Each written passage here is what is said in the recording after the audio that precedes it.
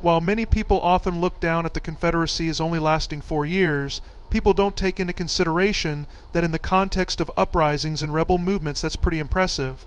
A lot of times uprising and rebel movements are put down quickly, usually within days or weeks. That is a valid point. The Confederacy was able to sustain its rebellion against the Union for 4 years, which is a significant amount of time in the context of uprisings and rebel movements. It is also worth noting that the Confederacy was able to control a significant portion of territory and maintain a relatively cohesive government, military, and society during this time.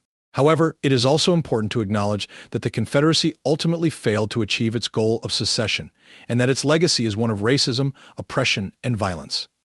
Wouldn't that legacy also be with the Union? Many of them didn't fight the war for slavery, with many of them only going along with it as essentially payment for black soldiers and their family. The author of the 13th Amendment, Lyman Trumbull, said the following: "We, the Republican Party, are the white man's party. We are for free white men and for making white labor respectable and honorable, which it can never be when Negro slave labor is brought into competition with it." Yes, that is true. While the Union ultimately fought to end slavery, many Union soldiers did not enlist for that purpose and held racist beliefs themselves. In fact, the Emancipation Proclamation did not free all slaves, only those in the Confederacy.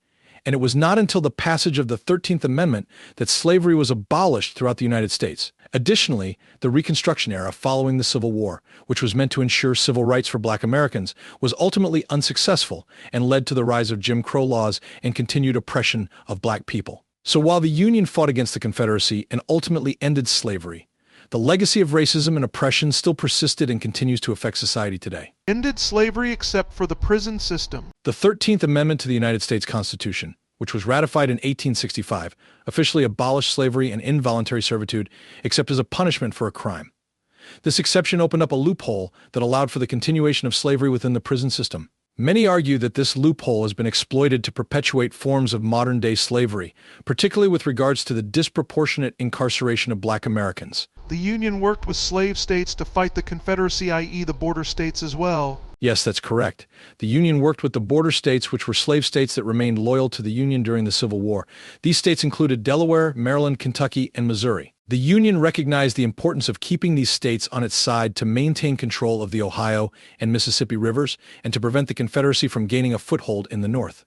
While the border states did not initially support emancipation, they eventually came around to supporting the Union's anti-slavery policies. Many of the South's misgivings were not to the ending of slavery itself, but their claim that they were not being allowed to slowly phase it out like how other states got to do. That is a common argument used by defenders of the Confederacy, but it is not entirely accurate. While it is true that some Southern states were considering gradual emancipation, the majority of the Confederacy was committed to maintaining slavery as a permanent institution. The Confederate Constitution explicitly protected the institution of slavery and prohibited the Confederacy from passing any law that would abolish or restrict slavery. Additionally, Confederate leaders such as Alexander Stephens, the Vice President of the Confederacy, made it clear that slavery was the cornerstone of their society and that the Confederacy was founded on the principle of racial inequality. The Confederate Constitution didn't explicitly protect it more than the U.S. Constitution prior to the 13A did.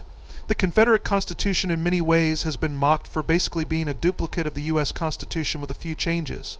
It said the general government couldn't abolish it, just like how the U.S. Constitution prior to the 13A didn't. That wouldn't stop slave states from individually doing it later. You are correct. The Confederate Constitution did not explicitly protect slavery more than the U.S. Constitution prior to the 13th Amendment did. However, the Confederacy was founded on the principle of states' rights, and its leaders believed that the federal government had no authority to interfere with slavery in the states. In practice, this meant that the Confederacy was committed to preserving slavery as an institution and expanding it into new territories, as demonstrated by the Confederate States' secession from the Union in response to Abraham Lincoln's election in 1860. States' rights was a principle many of the founders held to as well. Yes, states' rights were a principle that many of the founders held to. At the time of the founding, the United States was a relatively loose confederation of states, and the federal government had only limited powers. The Constitution was designed to strengthen the federal government, but many of the founders were concerned about the potential for the federal government to become too powerful and to infringe on the rights of the states and the people.